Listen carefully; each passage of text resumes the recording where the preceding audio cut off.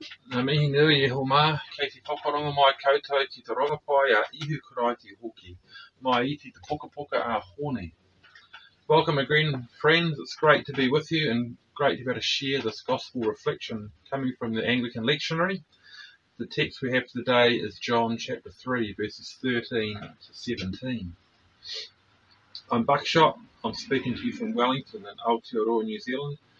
And it's coming into spring. The weather's warming up here, and we're looking forward to lots of riding and being out on the road, sharing life with our friends and brothers. Now, despite being a priest, I have a bit of a love-hate relationship with the church, and today is also known as Holy Cross Day on the church calendar. And it seems this celebration possibly has dodgy origins, as Constantine set it up, as he and his friends built a monument on the site of the crucifixion of Christ, the Holy Sepulchre Church. This day is possibly more in memory of that than of the actual crucifixion that took place on that site. Despite these murky origins, though, it is still good to remember and reflect on the story of the cross, as it is the central place in our faith as followers, as disciples or learners in the way of Jesus. The cross is very significant for us. Our text today comes from John's record of a significant conversation with a powerful religious leader of his day, of the day of Jesus, Nicodemus. Now, Nicodemus is struggling to understand who and what Jesus is about. Nicodemus is a very privileged man in society, privileged in position, power, and no doubt money. And it's no wonder he is struggling with these things that Jesus is talking to him about. He really does need to be born again, to see things from a different perspective.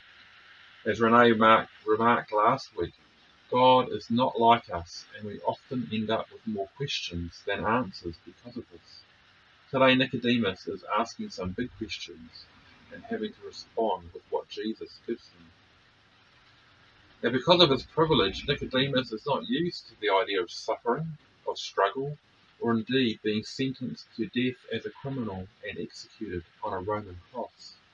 This experience was usually reserved for the poor, for those at the edge of society who refused to fit in. And most of us probably would not recognize this path as the way to salvation. Yet Jesus regularly calls us to come and die with him, to take up our cross and walk with him to this place of execution. So why is this cross so powerful? When Christ enters into his suffering, lifted up as a healing icon like Moses' snake on the pole, he is entering into our suffering. He becomes that friend that is closer than a brother. He enters the suffering of humanity with solidarity, compassion, and love. In this moment, we are not judged or condemned for our failings, but potentially we are liberated from their power as we experience and then embrace the presence of God in our midst.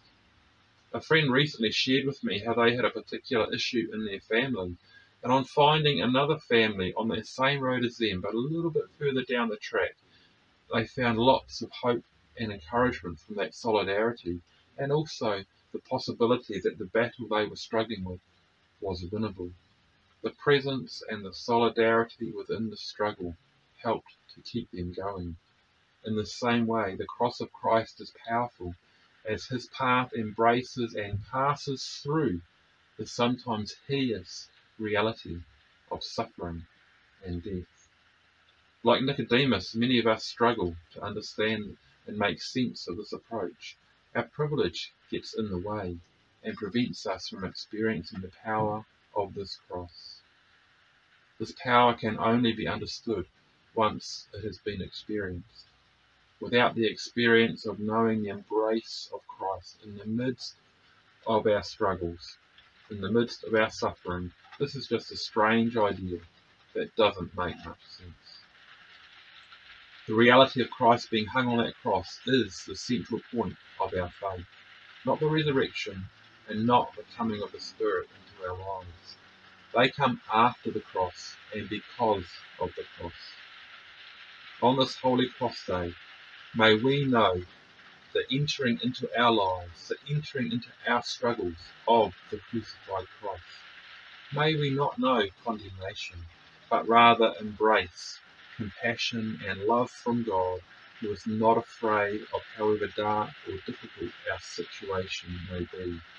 Christ has been there. Christ is there now with us and will carry us through to the other side. Know that you are loved by God because of the cross and all that it holds. Rangamārie, me te aroha o te atua, te tātou katoa. Cheers and God be with you.